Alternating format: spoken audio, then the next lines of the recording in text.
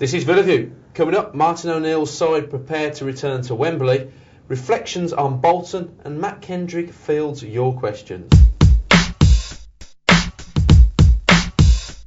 Hello and welcome to this week's Villa View. I'm Andy Walker and I'm joined in our studio by our man at the Villa, Matt Kendrick, ahead of a big week for the club. Welcome, Matt. Hello. Well, Matt, before we look ahead to the FA Cup semi-final, you were at the Reebok Stadium on Saturday. Is it a case of Villa bouncing back to winning ways? Yeah, it certainly was. I think the result was the most important thing, wasn't it? After a ridiculous week, really, a turbulent week, a difficult week, call it what you will, it was just crazy goings on. So I think the manager particularly and the players also were just keen to get back on the football field, really. It was a close game, typical kind of strong battling away performance from Villa. Got the early goal, a brilliant goal from Ashley Young and a brilliant team goal as well. And then it was kind of the backs to the wall defending that we know Aston Villa are capable of. Richard Dunn was immense, Brad Fiedel made a couple of saves, and the rest of the back four were brilliant as well. And I think that was a good way of banishing the 7-1 from the week before. So yeah, it certainly raised the optimism levels again. Okay, thanks, Matt. Well, we were fortunate enough to get some dressing room reaction from Villa following that 1-0 victory at Bolton. We knew we wanted to bounce back after the defeat last week, and the best way to do that was to bounce back with a win. We knew it was going to be tough coming here, but we set our game plan from the start of the game to get in their faces and work hard. And I think if you look at everybody's work rate throughout the 90 minutes, it was brilliant. And the goal was was something a bit special, but it was all round team goal. I think the build up to it was magnificent, and I'm glad to have scored it. Well, Matt, obviously this week is going to be all about getting ready for a return to Wembley to face Chelsea in the FA Cup semi-final. Firstly, just how big a game is this for Villa? I think it's a massive game. I think the FA Cup, particularly, given Villa's early history in the competition, winning it 7 times. Now, obviously, it's been, 54 years? 53 years we're approaching now since they really got a sniff of lifting that trophy.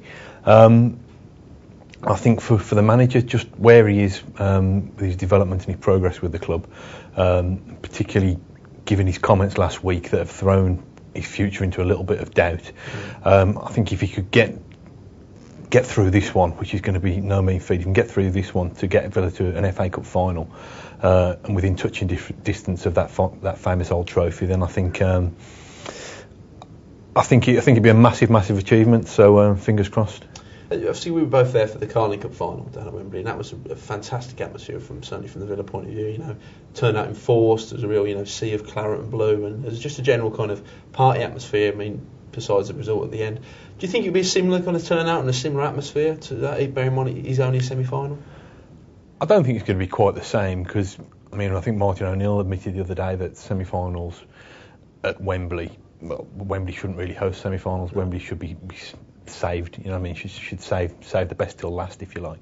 But Villa fans so want Villa to achieve something this season that I can't imagine there being anything other than a kind of really good vibe when all the coaches and the fans pack onto the trains and go down there again. Well, it's time to go on to some of your questions, and as ever we've had quite a few through, Matt. So the first one here being from Ryan, a Villa fan in Sheldon, who was asked about Martin O'Neill and about his future. I understand he got a decent reception at the Reebok. What is the latest on that? Yeah, well, the fans, obviously, the away fans at Bolton on Saturday kind of showed him a level of support that he described as overwhelming. I think they chanted his name from the moment he stepped off the bus to the moment he stepped back on it again. It's been a really bizarre week. But the overriding message that the manager is at points to keep repeating now is that he'll assess his future at the end of the season. He insists that's something that he does every year, which would be supported by the fact that he has this 1-year rolling contract rather than anything more longer term than that. He hasn't come out and said, I want to go. He hasn't come out and said, I want to stay. So I think we can only take his words at face value and see what happens perhaps 4 or 5 weeks from now. Okay. Next question is from Steve from Studley. He's a bit concerned about James Milner, and he was out of action at Bolton. Will he be fit for the semi? I think so, yeah. I think if Villa would have desperately needed him, I think he would have been fit, or at least he would have been available to play at Bolton on Saturday. He was amongst the substitutes, but he didn't get on. with Fabian Delph taking his place and doing quite well. Thanks for that, Matt. And thank you for watching. And be sure to log on next week where we'll be looking back to see whether Villa have booked their place in the FA Cup final. Thanks, and we'll see you then.